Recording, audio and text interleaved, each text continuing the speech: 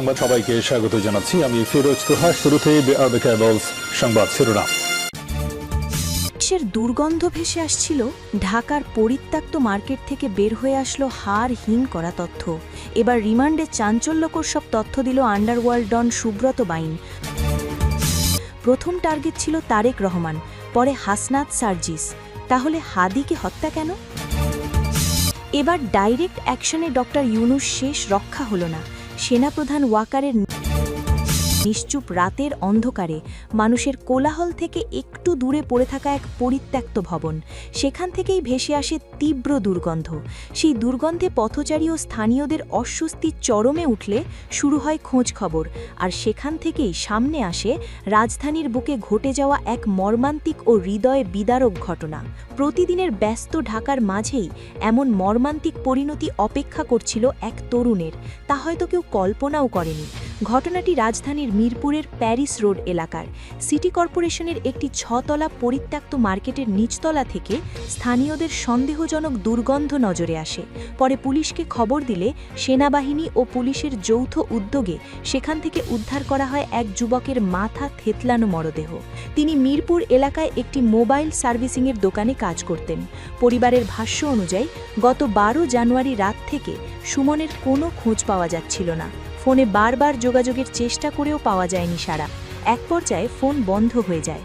অবশেষে কয়েকদিন পর এমন নির্মম পরিণতির খবর আসে যা পরিবার ও স্বজনদের ভেঙে দেয় সম্পূর্ণভাবে। নিহতের স্বজনরা জানিয়েছেন সুমনের সঙ্গে কারও শত্রুতা ছিল না। পুলিশের ধারণা তাকে 2 দিন আগে হত্যা করা হয়েছে। পুলিশ জানিয়েছে মরদেহের বিভিন্ন স্থানে আঘাতের চিহ্ন রয়েছে। প্রাথমিকভাবে ধারণা করা হচ্ছে তাকে হত্যা করে ওই পরিত্যক্ত ভবনের ভেতরে ফেলে রাখা হয়। তবে কে বা কারা কী কারণে এই হত্যাকাণ্ড ঘটিয়েছে তা এখনও স্পষ্ট নয়। তদন্ত চলছে বলে জানিয়েছে পুলিশ। সুব্রত বাইন ওরফে ফাতিহ আলী অপরাধ জগতের এক কুখ্যাত নাম। কুষ্টিয়া থেকে সহযোগী মোল্লা মাসুদ সহ গ্রেপ্তার হওয়ার পর এবার রিমান্ডে তার বিরুদ্ধে বেরিয়ে আসে চাঞ্চল্যকর তথ্য।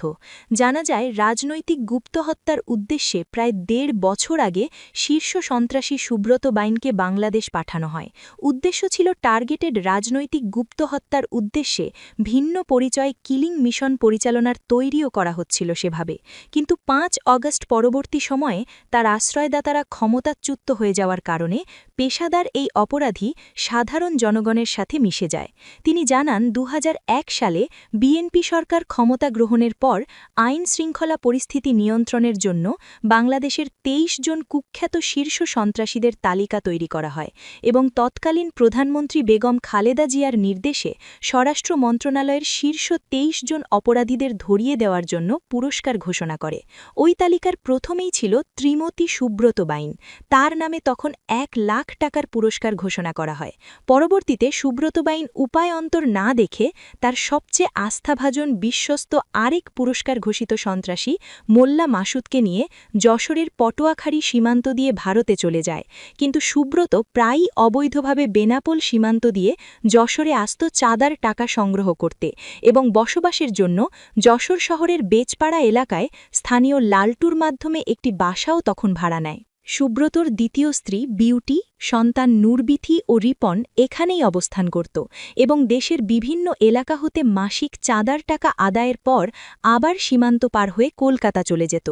2003 সালের সকল প্রস্তুতি নিয়ে সুব্রত ঢাকায় আসে এবং মোহাম্মদপুর এলাকার একটি বাড়িতে হামলা করে নাগাল্যান্ডের সার্বভৌমত্ব দাবি করা বোম সম্প্রদায়ের এক নেতার স্ত্রী ও তার 7 বছরের সন্তানকে হত্যা করে। এছাড়াও পাকিস্তানি বংশোদ্ভূত মুহাম্মদপুর বিহারি ক্যাম্পের মুস্তাকিম কাবাবের মালিক মুস্তাকিমকে গুলি করে হত্যা করে। মুত্তাহিদা কাউমি মুভমেন্ট নামের পাকিস্তান ভিত্তিক একটি সংগঠনের সাথে সংশ্লিষ্টতার কারণে ভারতীয় গোয়েন্দা সংস্থার মাথা ব্যথার কারণ হয়ে দাঁড়িয়েছিলেন মুস্তাকিম। এছাড়াও বহুবার উলফার নেতা পরেশ বড়ুয়াকে হত্যার চেষ্টা করে সুব্রত বাইন। 2007 সালে তৎকালীন তত্ত্বাবধায়ক সরকারের বিশেষ অনুরোধে কলকাতায় থাকা সন্ত্রাসীদের আটকের অভিযান শুরু হয়। তখন কলকাতার সিআইডি কর্মকর্তা রাজীব কুমার সুব্রত বাইনকে গ্রেপ্তারের জন্য বহু চেষ্টা করেও ব্যর্থ হয়। সুব্রত ভারতীয় গোয়েন্দা সংস্থার পরামর্শে ও সহায়তায় আলী মোহাম্মদ নামে একটি ভারতীয় পাসপোর্ট তৈরি করে প্রথমে সিঙ্গাপুর এবং পরে চীনে গিয়ে থিতু হয়। সেখানেও সুব্রত বাইন রয়ের তত্ত্বাবধানেই ছিল। চীনের খুব বেশি তৎপর না থাকায় সুব্রত বাইন দুবাইয়ে পাড়ি জমায়। সেখানে তাকে বিলাসবহুল ভিলায় থাকার ব্যবস্থা করে ভারতীয় গোয়েন্দা সংস্থা এবং তার সহযোগী মোল্লা মাসুদকেও তখন দুবাইয়ে পাঠানো হয়। সুব্রত ও মোল্লা মাসুদকে দুবাইতে পলাতক ভারতীয় মোস্ট ওয়ান্টেড টাইগার ম্যামনের সাথে বন্ধুত্বের সম্পর্ক স্থাপনের পরামর্শ দেয়। তাদের লক্ষ্য ছিল টাইগার ম্যামনের মাধ্যমে কোনোভাবে মাফিয়া সর্দার দাউদ ইব্রাহিমের নেটওয়ার্কে প্রবেশের, কিন্তু এই মিশনে সফল হতে পারেনি সুব্রত বাইন।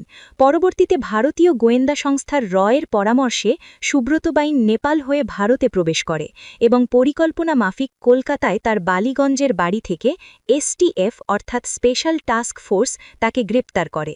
2023-এর ফেব্রুয়ারি মাসে কলকাতা এসটিএফ সুব্রতকে প্রেসিডেন্সি জেল থেকে বিশেষ ব্যবস্থায় বাংলাদেশের সিলেটের জয়ন্তাপুর সীমান্ত দিয়ে র্যাবের কাছে হস্তান্তর করে। তাকে নিয়ে আসা হয় র্যাব সদর দপ্তরে এবং তার সাথে দেখা করেন তৎকালীন স্বরাষ্ট্রমন্ত্রী আসাদুজ্জামান কামাল খান, সেনা কর্মকর্তা জিয়াউল আহসান ও পুলিশ কর্মকর্তা মুনিরুল ইসলাম। সুব্রতকে নতুন লক্ষ্য দেওয়া হয় এবং বলা হয় এই কাজ সফলভাবে করতে পারলে তাকে পরিবারসহ কানাডায় স্থায়ীভাবে থাকার বন্দোবস্ত করা হবে। সুব্রতর প্রস্তাবে রাজি হলে তাকে জিয়াউল আহসানের তত্ত্বাবধানে র্যাব কার্যালয়ের ভেতরেই একটি কক্ষে রাখা হয় এবং তার মেয়ে বিতুর সাথে নিয়মিত যোগাযোগের ব্যবস্থাও করে দেওয়া হয়। এই সময় সুব্রত বাইনকে জিয়াউল আহসানের ঘনিষ্ঠ কর্মকর্তারা দূরবর্তী টার্গেটকে লক্ষ্য করে আঘাতের প্রশিক্ষণ প্রদান করে। তাকে স্নাইপার রাফেলের ব্যবহার, মুভিং টার্গেটকে গুলি করার আগে বাতাসের গতি, আর্দ্রতা, দূরত্ব এসব খুঁটিনাটি বিষয়ে ট্রেনিং দেওয়া চলতে থাকে। 2023 সালের ডিসেম্বর মাসে সুব্রতর সাথে সাবেক স্বরাষ্ট্রমন্ত্রী আসাদুজ্জামান কামাল খান, জিয়াউল আহসান, মুনিরুল ইসলাম ও ভারতীয় গোয়েন্দা সংস্থার একজন কর্মকর্তার দেখা হয় এবং টার্গেট যুক্তরাজ্যে বসবাসরত একটি রাজনৈতিক দলের শীর্ষ নেতা বলে অবহিত করে। তারা সুব্রতকে পাকিস্তানি পাসপোর্টে লন্ডন পাঠানোর কথা বলে এবং লন্ডনে মিশনটি সম্পূর্ণ করার জন্য যা যা সহায়তা লাগবে তা কূটনৈতিক চ্যানেলে প্রদান করা হবে বলে সুব্রতকে নিশ্চিত করে। কাজ হবার পর সুব্রত ও তার পরিবারকে ভারতীয় পাসপোর্টে আলী মোহাম্মদ নামে কানাডায় পাঠানোর ব্যবস্থা করা হবে, এই বিষয়টি পুনর্ব্যক্ত করা হয়। তারা এটাও জানায় এই কাজের ব্যাপারে সরকারের তৎকালীন সর্বোচ্চ পর্যায়ের আগ্রহ আছে এবং সর্বোচ্চ মহলের গ্রিন সিগন্যাল পেলেই পাঠানো হবে এবং তার বেশভূষায় যেন পাকিস্তানি বলে মনে হয় এ ব্যাপারেও গুরুত্ব দেওয়া হয়। কিন্তু 2024-এর 5 অগস্ট ছাত্র জনতার বিপ্লবে হাসিনা সরকার পতন ও হাসিনার পালানোয় জিয়াউল আহসানের নির্দেশে সুব্রতকে তার মেয়ে বিতুর কাছে বুঝিয়ে দেওয়া হয় এবং পরবর্তী আদেশের অপেক্ষার কথা জানানো হয়। দেশের শীর্ষ সারির একটি গণমাধ্যমের দাবি মিশনটি তারেক রহমান হত্যা পরিকল্পনা ছিল। প্রতিবেদনে বলা হয় সুব্রত বাইনকে স্নাইপার হিসাবে ব্যবহার করে তারেক রহমান জুমার নামাজ পড়তে যান যে মসজিদে, ওই মসজিদে যাওয়া আসার সময়টাকে বেছে নেওয়ার পরিকল্পনা করা হয়েছিল। এছাড়াও বলা হয় লন্ডনের কাজ শেষ হলে সুব্রতকেও পরবর্তীতে মেরে ফেলা হতো যেন কোনো প্রমাণ না থাকে। গোয়েন্দা সূত্রে জানা যায় 5 অগস্টের পর সুব্রত বাইনকে যাদের হত্যার মিশন দেওয়া হয়েছিল তার মধ্যে এনসিপি নেতা হাসনাত আবদুল্লাহ এবং সার্জিস আলমও রয়েছেন। এছাড়াও রিমান্ডে জিজ্ঞাসাবাদের সময় অস্ত্র সরবরাহ এবং এর ব্যবহার সংক্রান্ত গুরুত্বপূর্ণ আরও কিছু তথ্য বেরিয়ে আসে। অস্ত্রগুলো সীমান্ত থেকে এনে ঢাকার মগবাজার, শাহবাগ, গুলশান, বাড্ডার সন্ত্রাসীদের হাতে পৌঁছে দেওয়ার পরিকল্পনা ছিল। জিজ্ঞাসাবাদে জানা যায় টার্গেট কিলিংয়ের পর বিভ্রান্তিকর প্রচারের মাধ্যমে রাজনৈতিক বিভাজন সৃষ্টি করে আওয়ামী লীগকে সুবিধাজনক অবস্থানে নেওয়ার পরিকল্পনা ছিল।